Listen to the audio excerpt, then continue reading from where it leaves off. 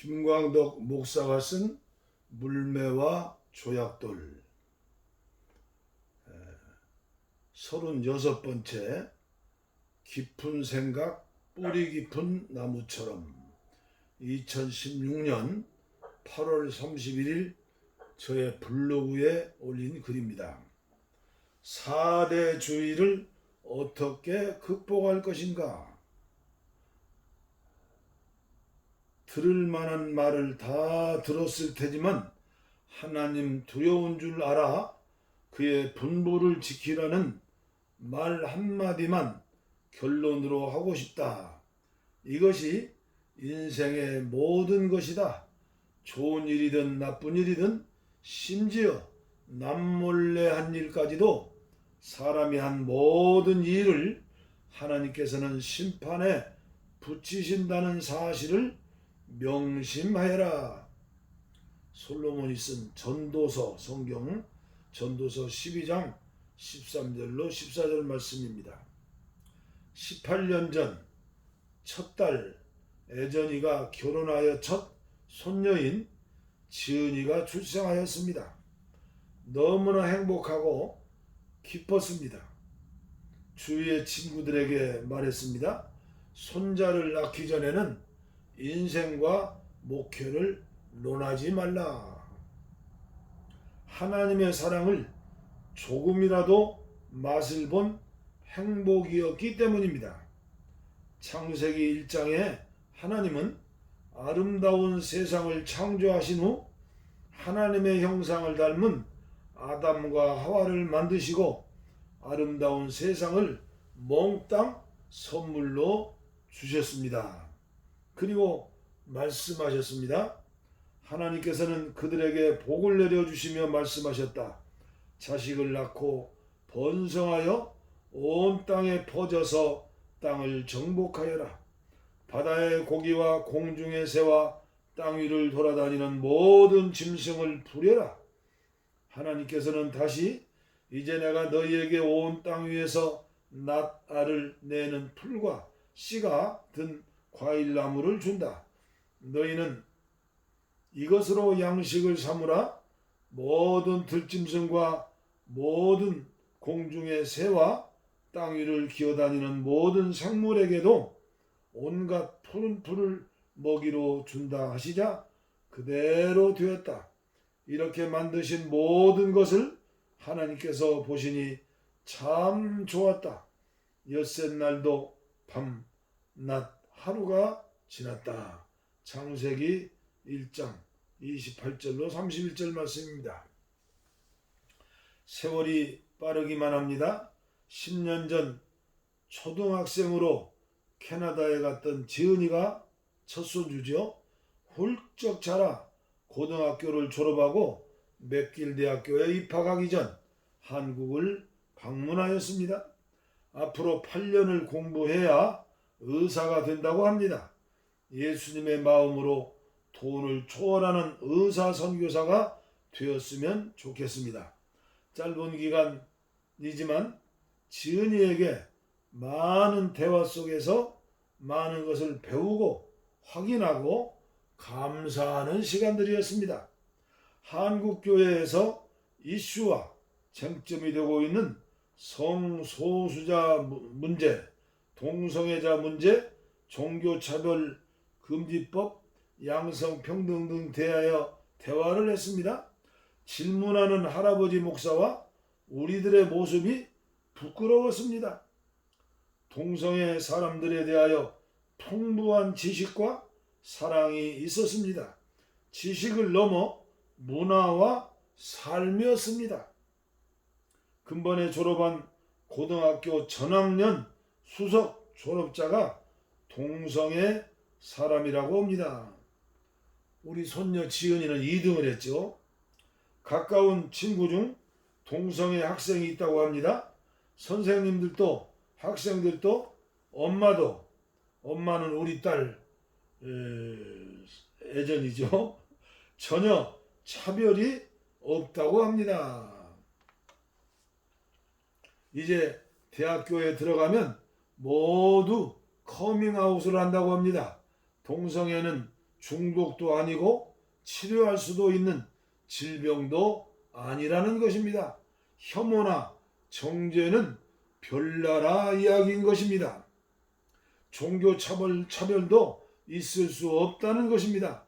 교회에서는 삶의 선행으로 보여주는 전도를 가르친다고 합니다. 양성평등, 국제적으로 우리나라가 꼴찌라고 합니다. 에 대하여 한마디로 캐나다에서는 없다고 합니다. 남학생들과 우리 손녀는 축구도 한다고 합니다. 지갑을 커피점에 놓고 와도 가져가는 사람이 없다고 합니다.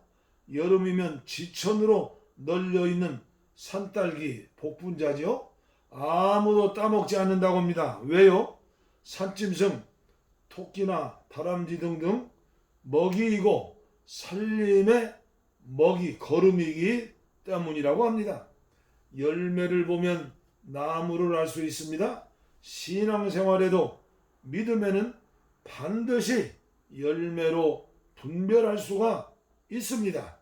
깊은 생각, 뿌리 깊은 나무처럼 하나님이 보실 때 참 좋았다고 인정받는 대한민국 그리고 한국교회 꿈나무들이 되었으면 좋겠습니다. 어찌해야 할까요? 세월호 문제도 사드 문제도 정답이 없습니다. 서로가 적군이 되어 우기고 정죄하고 싸우고 있습니다. 정치, 경제, 사회, 문화, 군사, 종교 등등 갈등과 분열과 부패와 범죄와 탐욕, 이기주의로 넘쳐나고 있습니다. 어떻게 해야 행복한 나라, 하나님이 보실 때 참 좋았다고 기뻐하실 수 있는 교회가 될 수 있을까요? 나와 우리의 조국 대한민국이 될 수 있을까요? 오늘 아침 기도와 묵상을 통하여 4대주의를 생각해 보았습니다. 우리 민족 피 속에 흐르고 있는 4대주의.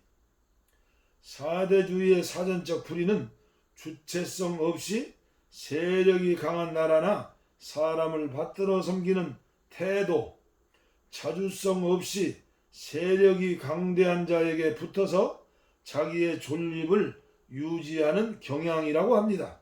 우리나라의 역사의 한 토막입니다.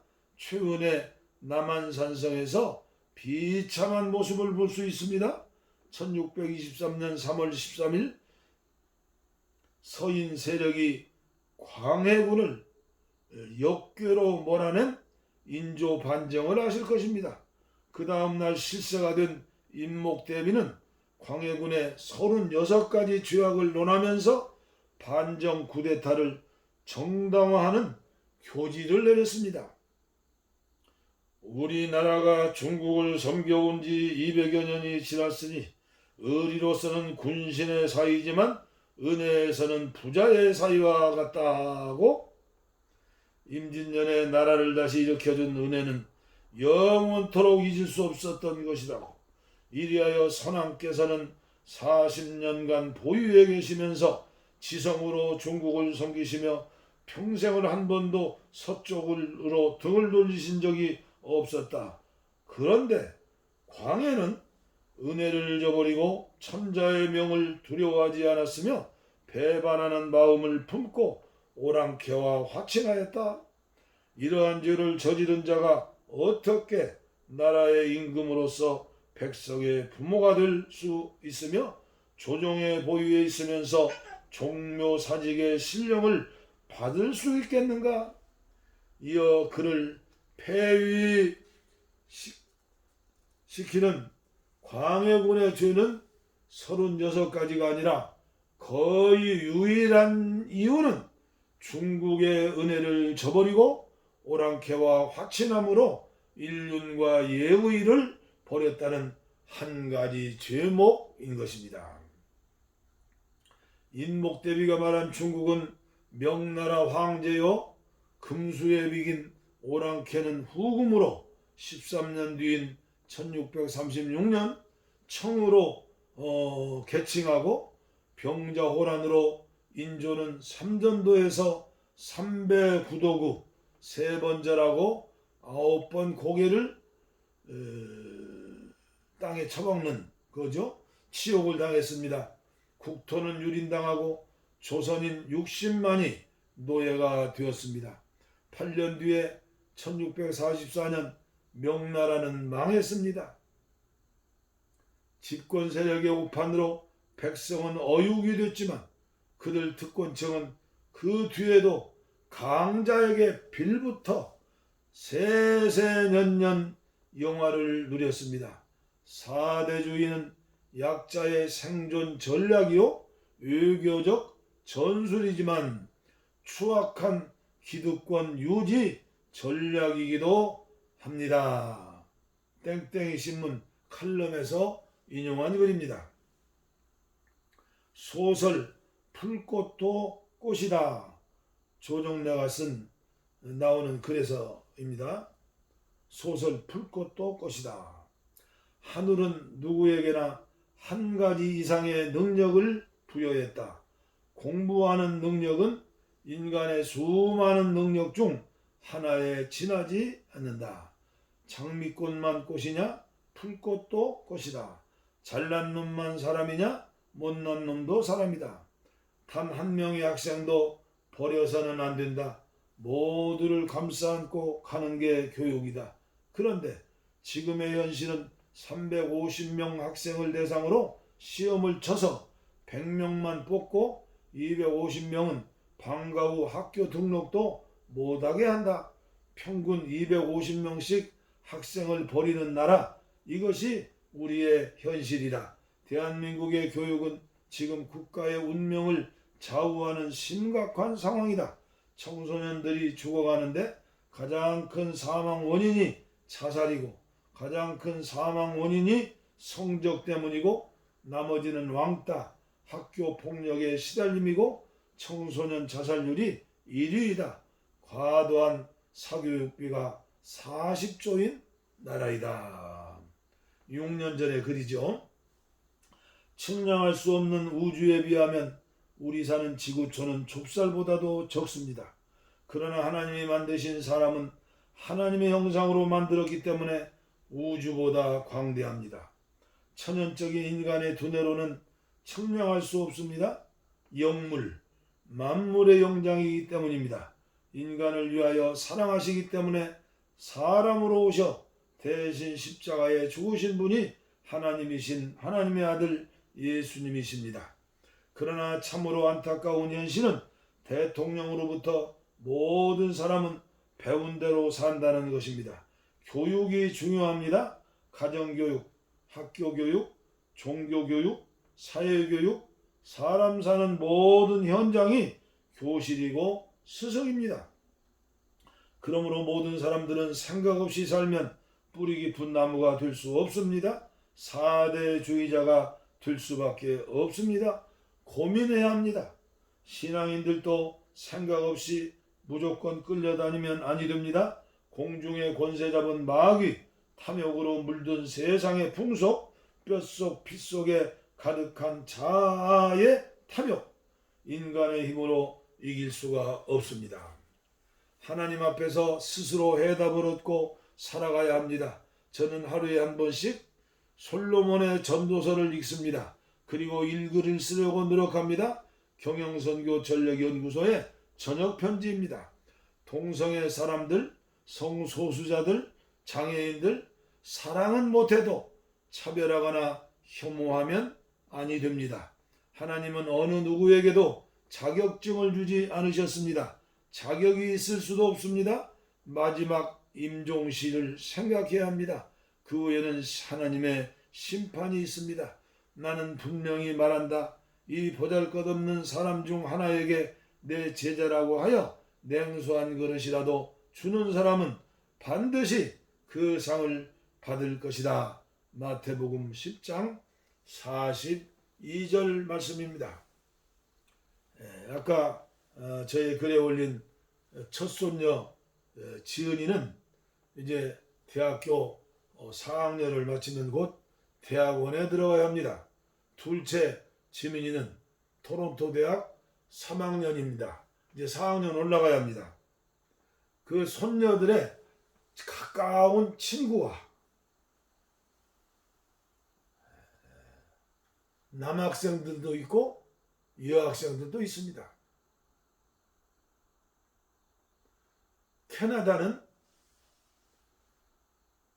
미국 옆에 있는 나라이죠. 사회주의 나라, 공산주의 나라입니까? 제가 딸네 집에 한 달 동안 다녀온 적이 있습니다.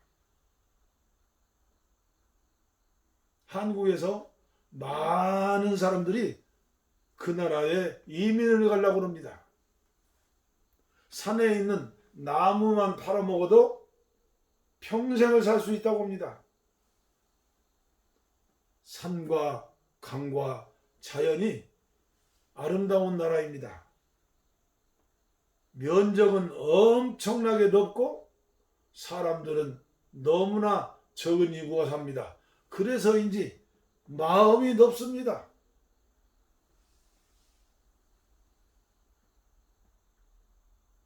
캐나다도 기독교 나라입니다. 우리나라에 선교사를 보내준 나라입니다. 언제나 한국교회가 금식기도 하고 철야기도 하고 새벽기도 하고 부르짖는 기도하는 한국교회가 언제까지 동성애자, 성소수자, 사람 취급을 안 할 것입니까? 사람은 사랑하되 동성애자들 차별을 금지하는 법을 만들 수 없다. 그들의 고난과 고통과 아픔과 슬픔을 아십니까? 왜 교회 문을 닫아 놓습니까? 그런 설교, 그런 법을 주장하면서 동성애자들이 교회에 들어오겠습니까? 그들이 지옥 가면 한국에 있는 성소수자들, 한국에 있는 동성애자들이 모두 지옥에 간다면 그 영혼의 책임을 누가 지겠습니까? 저의 믿음과 저의 기도로는 도무지 이해할 수 없어서 안타까운 마음으로 이 글을 썼고 또 차강문을 만들어서 유튜브 방송국을 시작하면서 계속 올려드리는 겁니다. 제발 동성애는 유전인자가 따로 있는 게 아니다. 같다. 치료할 수 있다. 여러분들 동성애자 한 사람이라도 만나보셨습니까? 치료해 보셨습니까? 말도 안 되는 소리를 왜 하십니까? 답답해서 언성이 높아졌네요. 아직 수련이 덜 돼서 그러겠죠? 그러나 저는 앞으로 계속해서 외칠 것입니다. 만약에 성소수자, 동성애자들에 대해서 토론을 하시든지 질문을 하시든지 언제든지 연락하시고 저희 기도원에 오십시오. 따뜻하게 대접하면서 대화를 해드리도록 하겠습니다. 감사합니다.